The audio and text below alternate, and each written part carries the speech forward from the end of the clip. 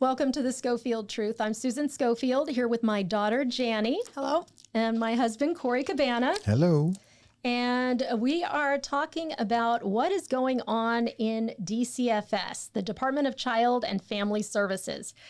It's an agency in LA County that actually is supposed to protect children.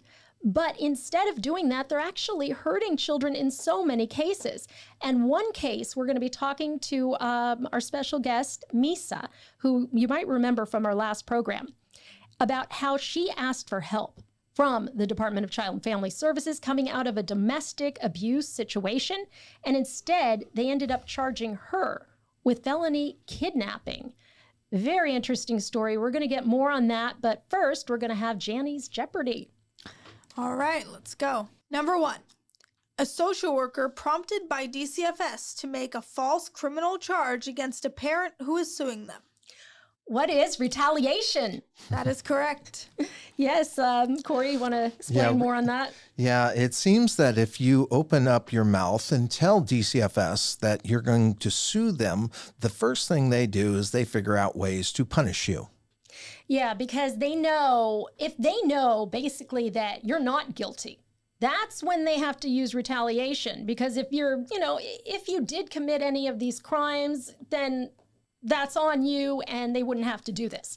But when they know they messed up, that's when they're trying to build the case to protect themselves. So that's retaliation.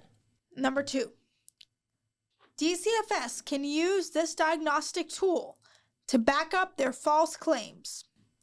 What is a risk assessment? Yep. And we don't even know what that actually is. Corey, you've seen it in the reports though, haven't you? Yeah, it's a lovely heading.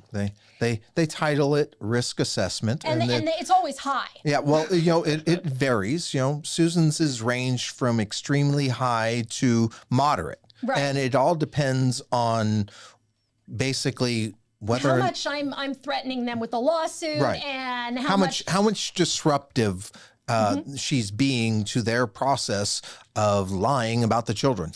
Yeah, I mean, I've kind of, Janie, do you want to talk a little bit about that when I was trying to speak up for you? And... Oh, yeah. Well, there was this time in, I believe, April 2019, where at lunch, I went to have a visit at TGI Fridays in Rosemead. And my mom handed me the phone with my education advocate on the phone. And the social worker just tried to reach over and grab the phone. And my mom was like, here, talk to her. It's your education advocate. And of course, I was admonished for that in court because I, first of all, should not have had a recording device there. And second of all, Janie and I were talking about the case with her education advocate.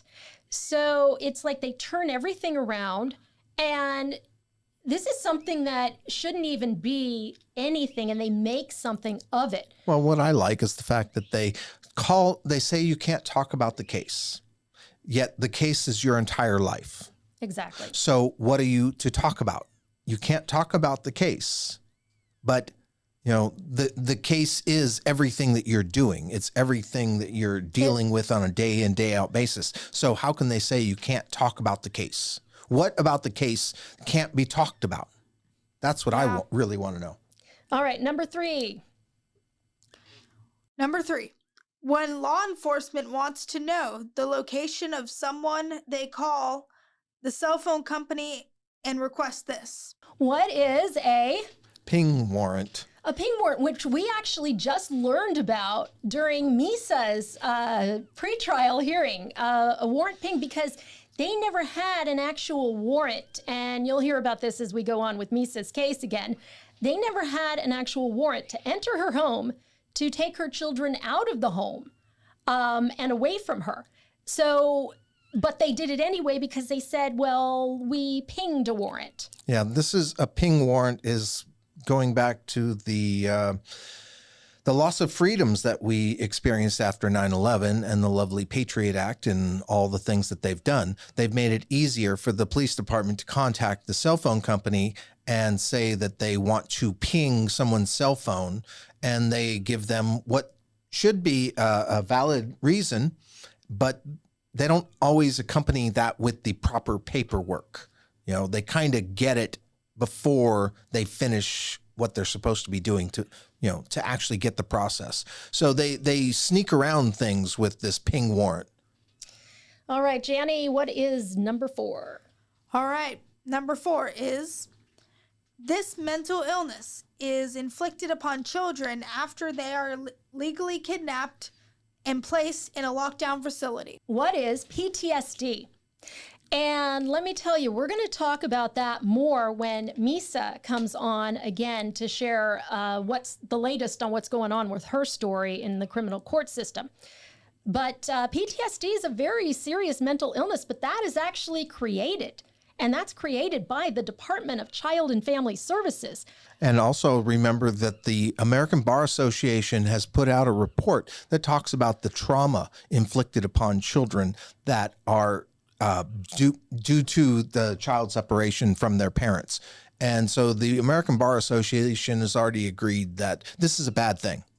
And here's the thing. If children are really being abused, you know what? You can kind of look at this and go, well, what has to be done has to be done. But if they aren't, if there's even, shadow of a doubt. Exactly. Shadow of a doubt. Why put children through this? And then they've got another situation that they have to deal with along with everything else that's been happening. So we're going to actually show you a really quick video of Misa when she was just kind of getting started with all of this court stuff. And let's take a look at that. What is today? So today is my preliminary hearing because I have my children that I took into my care and custody control. I guess that's to be discussed at the preliminary hearing. But I'm also going to be going over to the juvenile court to go ahead and file a 388 petition, which is regarding my federal case in regards to me taking my children, because I never had any due process when I had this whole trial to begin with. I've been afraid for my children and the trauma that they've been suffering as a direct result of the removal. So I'm going to be turning this in over to I'm going to be turning in a 388 petition over to the juvenile court, and that is to go ahead and to submit what I'm filing with the federal court, because I'm a lot more clear and concise than I was in the beginning. I want to say it's been about 11 months now. I'm not an attorney. I never studied law. I'm a software developer. I develop AI systems. That's what I normally do. But I taught myself in the process, so now I'm going to go through the material that I have. So over here in the criminal court, we're pretty much going over child abduction charges for 278.5. But in my federal case, I'm actually accusing social workers and the police officers involved of child abduction, because that's exactly what they did. I'm actually the victim in this case over here at the criminal court. So it'll be interesting. Welcome back to the Schofield Truth. We are being joined by Misa again, who's going to refresh our memory as to what happened when your children were crying for you to come get them after they were put in custody by DCFS for really no reason at all. Refresh your memories, and then first start off with actually how we met, how we came together. I think that's a great introduction. So when me and you first met, it was through the Facebook group, California Families Rise. That's right. Michelle Chan. Yes. California Families Rise. She'll appreciate that. So, and actually someone on my Misa page actually referred me to find that group. Otherwise, I would have never known about it. And then I wouldn't have seen you there. And I mean... And that's why we're all networking together, because that's how we're able to move forward. Tell us about your education, because before we get to what happened in criminal court, Misa isn't just coming here with nothing. She's coming with an actual background in criminal justice. So go ahead, tell us about that. Well, actually, more specifically, my background is a software engineer. I'm a data analyst. So I was working on large projects prior to everything happening with domestic violence in September 2020. So when everything initially happened, I told a social worker, specifically Michael I, in the very beginning, learn about me, go onto my Facebook page and understand what my background is, because I won't stop until this is corrected. I love it. And I love this. It was all fun and games claims from the very beginning. It's like, oh, she doesn't know what she's doing. And to be honest, I didn't. I didn't know any of the legal stuff. I had a general understanding. But in the meantime, that's why I was asking for help through police departments, through the supervisors. But through you were DCFS. studying criminal justice, right? I actually started criminal justice afterwards because I'm going to be moving into law school so I can help other families continue the work that we're doing in our own federal cases. So you want to connect with Misa early on here because that's what we've done. And this has been great. So that's how we kind of initially met.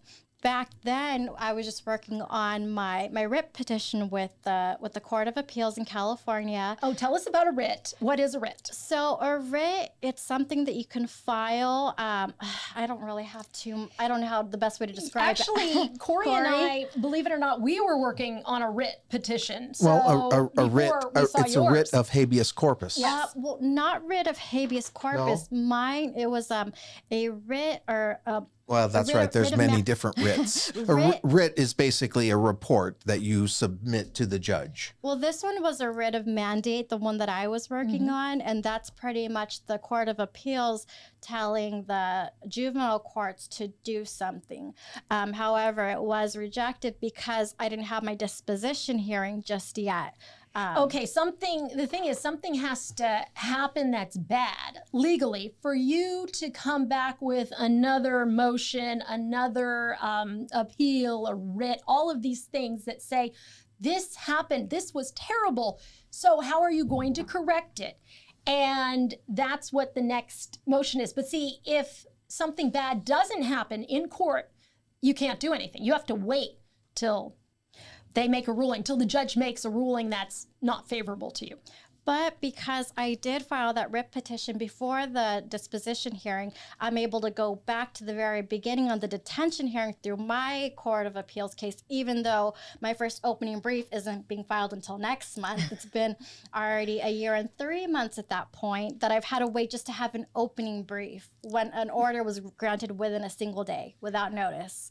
We didn't know anything about these legal terms before. I mean, they keep people that way. They want, they being the department and the state want people ignorant of their rights, ignorant of anything that's going on. So it's easier to control people who are ignorant. And Corey's been actually, for the last 3.5 years since my daughter and my son were taken on March 8th, 2019, he has been doing research, legal research all along. So we've learned from countless people. I've learned way too much law. Yeah. I never really wanted to learn law. I mean, I was always interested in history and knowing what the law is. When I was in the Army, I was called the shithouse lawyer because I knew the rules that they would use against us, which was the Uniform Code of Military Justice. And when something went wrong, they tried to use the UCMJ against you, and I figured out how to oppose them. And, I was helping my friends. So. And that comes in really handy right now, really handy. So he and Marissa actually have been working together on our federal cases. And why don't you go tell a little bit about what we're doing for our federal cases against DCFS? So with that, like I had mentioned, I didn't have any kind of criminal justice background prior to all of this. So I initially filed my first federal case in September 2021. I wasn't able to actually file what is presentable and actually cognizable until May 2022. That's how long it took. And then with yours, you filed right afterwards. Using her knowledge of what was rejected before, then we knew what would be accepted. But the thing is, in our case, it's very similar. Just inverted, where in one case, your children were ordered to have medication for schizophrenia, and the social workers completely removed both of your children from that medication that was ordered. So against doctors' orders, your schizophrenic children, autism, intermittent explosive disorder, whatever. Yes. They were ordered serious medications, taken off cold turkey because the social worker just believed they didn't need it. Against doctor's orders. Against all the doctor's orders. Incredible. So, whereas in my case, my son was put on Risperdal, which is an adult schizophrenic medication from what I've discovered. against doctor's orders. And my child has never had any kind of mental illness before, so we're very much inverted in that.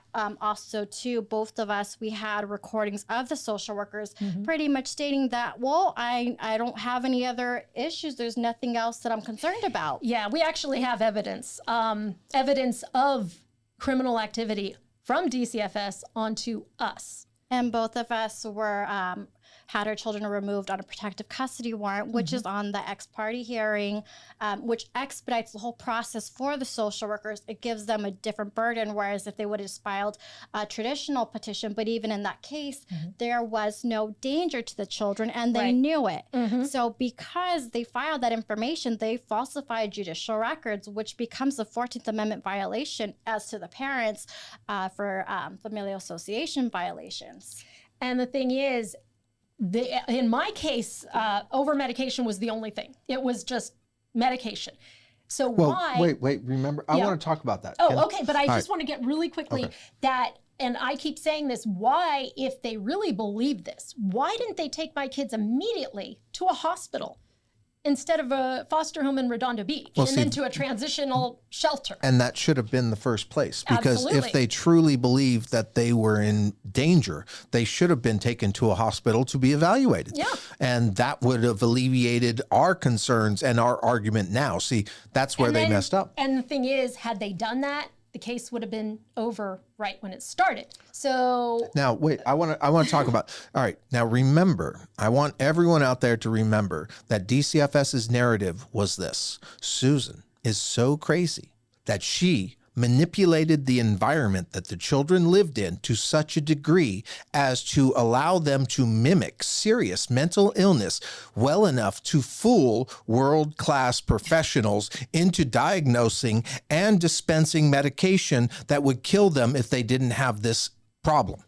That is DCFS's narrative. And it still is. In fact, the reason that that a boy I love has not returned to me at this point is because I haven't gained insight into why DCFS. That's the thing. Insight. The judge. They use that on me as well. The judge. Oh, really? They used insight on you? Mother lacks insight.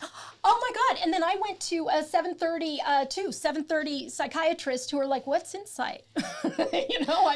Well, no, it was specified inside of mine when it comes to domestic violence.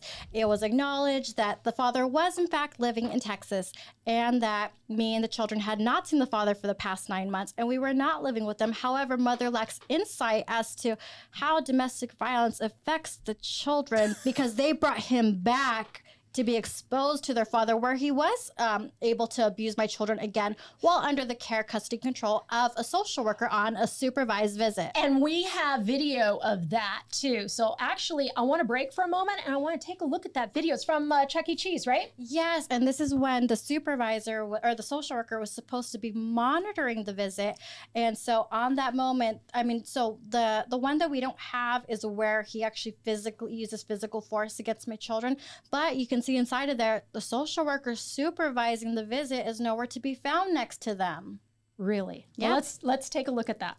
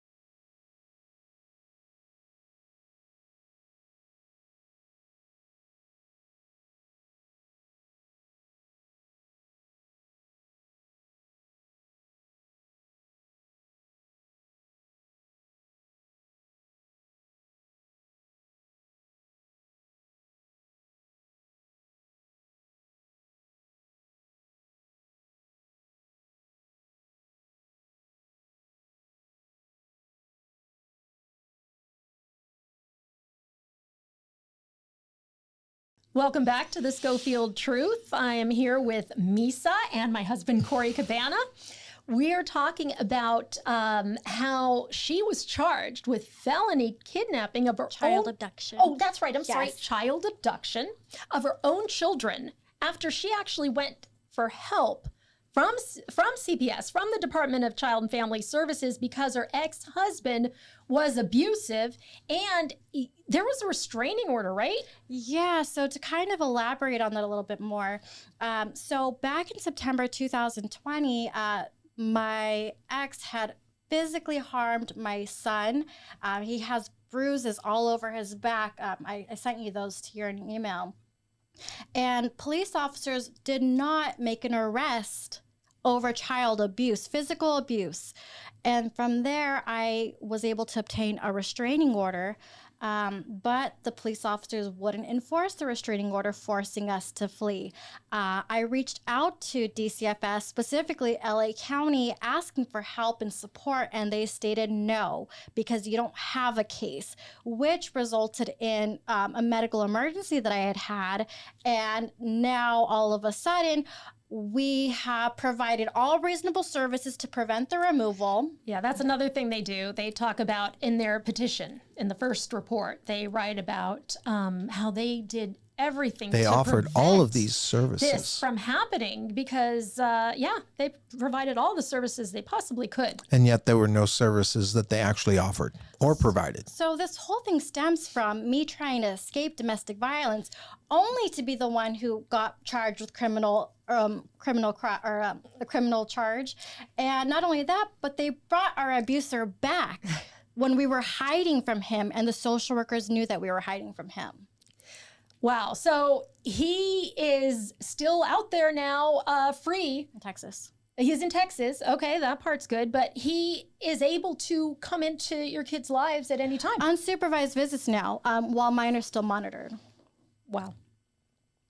So tell us about your experience now that we're actually joining you on, which is the criminal court. And Yes.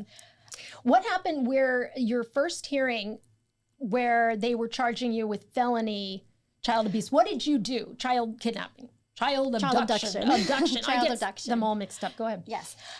So as of right now, it's being tried as a misdemeanor, not a felony offense.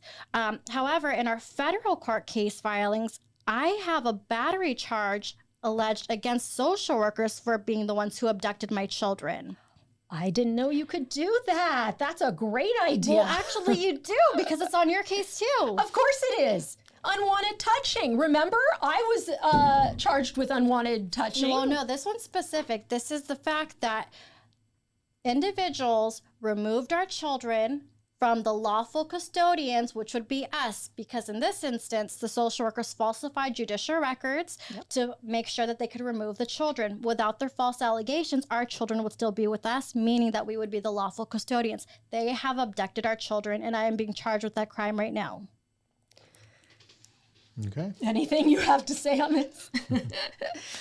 No, I was just thinking about the federal case and how that we've cleared Rooker-Feldman. The Rooker-Feldman doctrine. Yes, tell us about that. It's very exciting.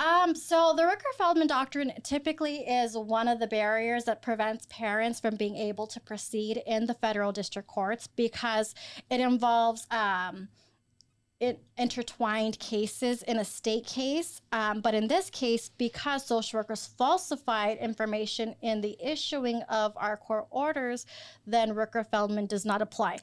There's more. She's brilliant, by the way. She is absolutely There's brilliant. more syntax to that. So I don't want to dive too deep into it. It took me about a year to actually understand and comprehend what that meant, how to overcome it, and how to state the specifics that are necessary. And so we're proceeding as pro se litigants. Yep. We have no attorney who's representing us in this case, because it's... But we are looking for more people who may have the same similar situation to join us in this. And specifically right now, our biggest focus has been on the protective custody warrant, Right. because it's a common practice, which gives us rise to state Monell. Monell being a systemic. Corey. I don't remember. I remember the name Monell. I don't remember the specific case. Yeah, so I've not held all of that in my head. I know it is so much, and none of us are lawyers here. Okay, we have just been soaking up all this information from everyone, from lawyers we do know, from judges who've been. But see, the good news with the Rooker-Feldman obstacle that we were able to get around is the fact that other lawyers, skilled lawyers, they fail. They fail getting around the Rooker-Feldman. And a lot of that has to do with the way that the counties used to manipulating the court procedures. They don't only manipulate it in the juvenile courts, they also manipulate it inside of the federal courts, which is also what I spend a lot of time studying. Just like I mentioned, I'm a software engineer. So my first instinct was to go and understand, how is it that social workers are getting away with this? Right. Why aren't there more parents arguing the same thing that we are? So I had to understand what strategy is being used, and it comes down to procedural manipulation. Right. And so what we have discovered is that, you just take little bitty steps. Yeah. We're fighting them. Everything they come back with, we're coming back with the next step. So we're kind of, we're It's a meeting waltz. it. Yeah. It's a waltz. We're meeting what they say. We're bringing it back to the next level. So But they see, have to come back. And What it is they come with something, we respond. And when we respond, we move. yeah. We pivot a little. And each time we go back and we pivot, they don't recognize, but they've been turned all the way around. But what's very important here is the fact that we do want to work with other parents to help continue the work that we've been doing, because it's not just us. No. This is so widespread. Other states have figured out how to duplicate what is going on with California in different ways. And so all of these things are obstacles that parents are facing on a day-to-day basis. Doesn't matter if they live in Los Angeles or North Carolina.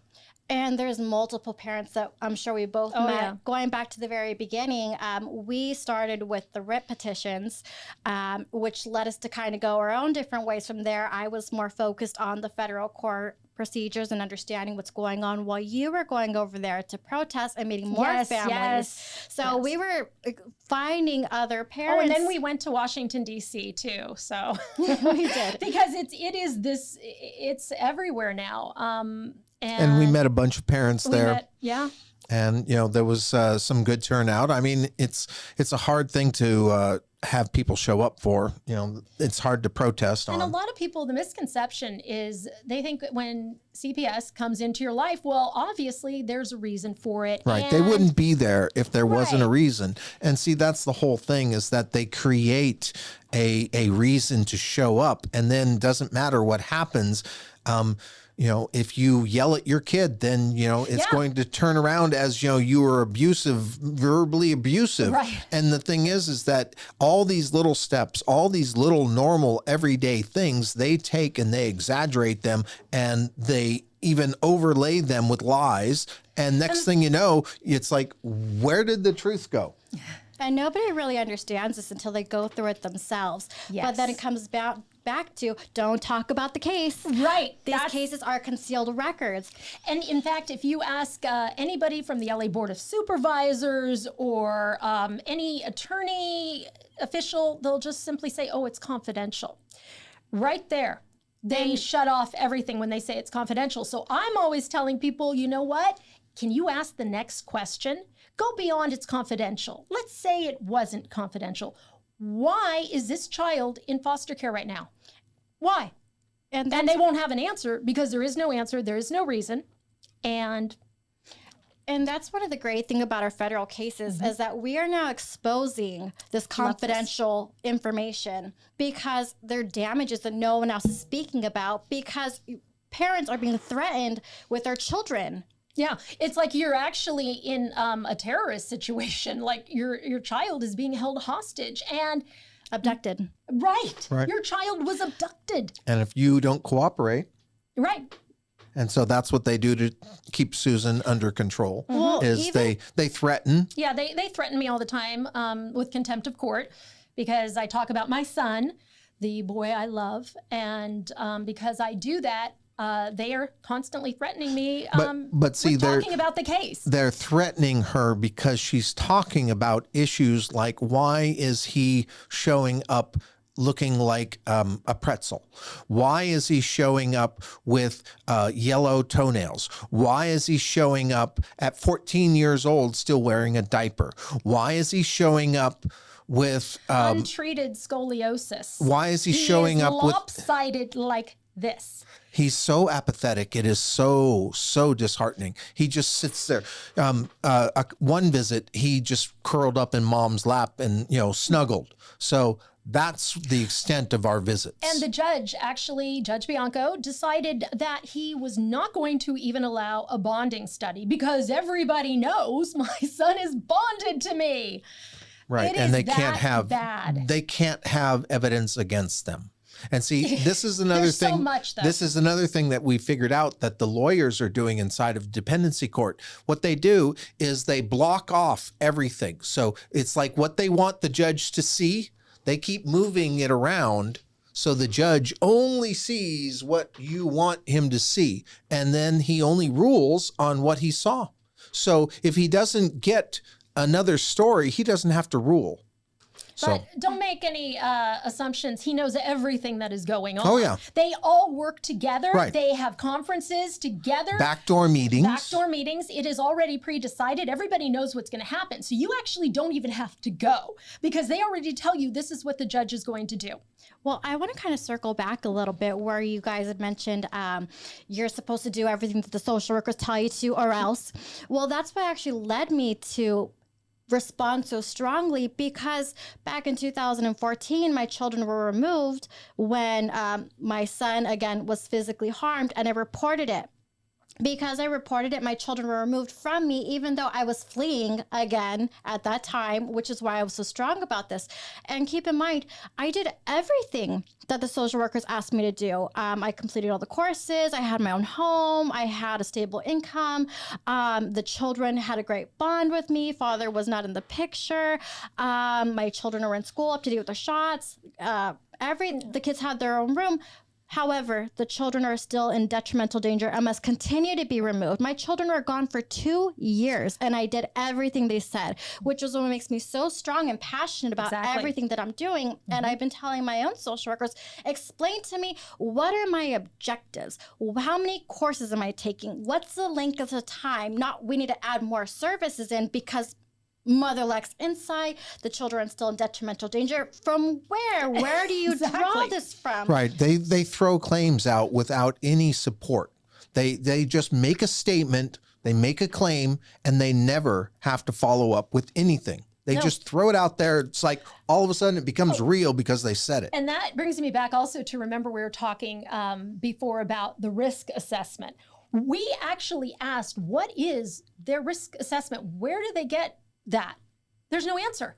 They just literally, it's what the social worker believes. Right. It's their opinion. It's their opinion. Now, and it's mostly not even written by the social worker. It's written by the supervisor. Yeah. And, I don't know about any other parents out there, but our supervisor hated us. Oh, every supervisor we have hates me. Last minute information filed specifically by the supervisors. Mm-hmm. Yeah. And I love some of the editing jobs that they did on the paperwork where they would, grammatically, basically, instead of the child, they would say the child's name.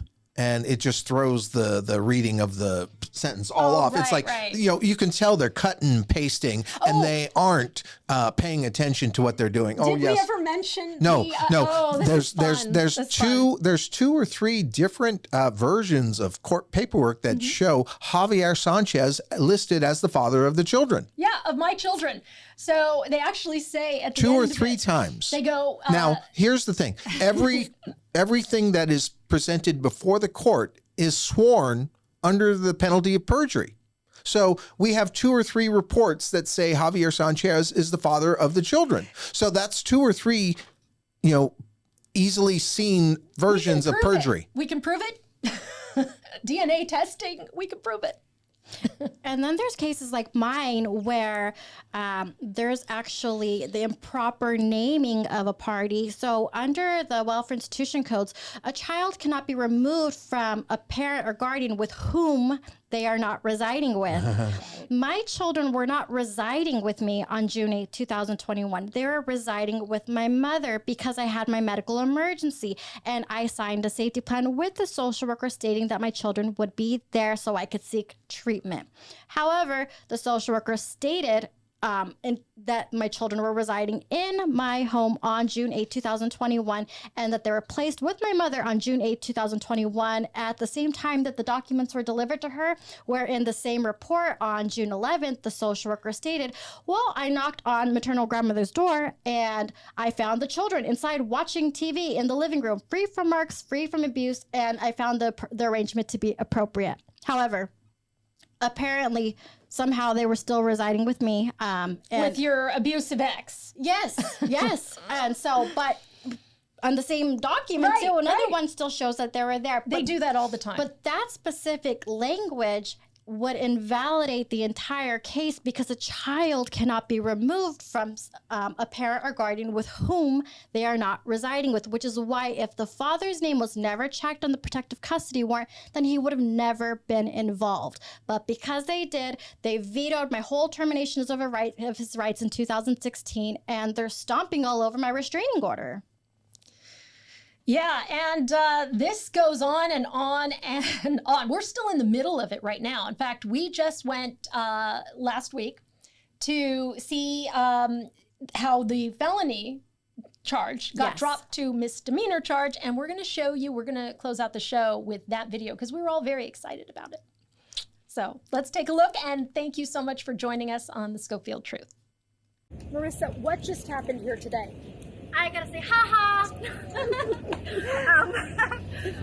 So today, pretty much, I mean, there's a whole bunch of stuff that was still lies and false information. However, we're no longer dealing with the felony case here, which is what the DA and the social workers really wanted to get out of me, and that's not the case. The issue here is there's still a lot. Back to everything in the beginning, this is something that the federal court asked to do. 17B granted. 17B granted. 17B. So, what is 17B? Reducing a felony to a misdemeanor. All right. that's about it for today.